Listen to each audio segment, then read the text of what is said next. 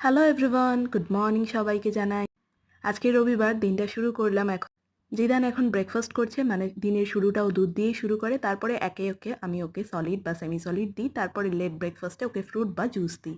ওর ব্রেকফাস্টের পরে আমিও ব্রেকফাস্ট করে নিয়েছিলাম। তারপরে চলে যাচ্ছি সোজা দুপুরে রান্না করতে। আজকে দুপুরে বানাচ্ছি ডিমের ঝোল, সাথে বানিয়ে নেব সাদা ভাত।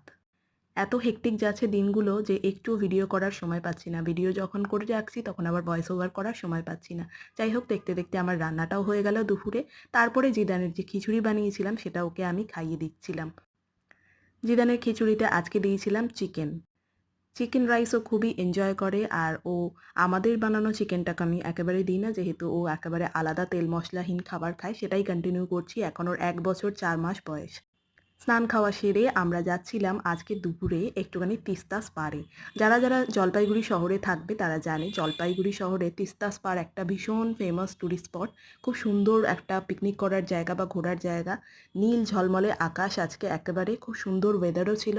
ঘুরে বেশ ভালোই লাগলো। এখন আমরা বাড়ির দিকে ফিরে যাচ্ছি। তো যাওয়ার আগে তোমরা আমার চ্যানেলে এসছো যখন, সাবস্ক্রাইবটা করে দিও। বাই।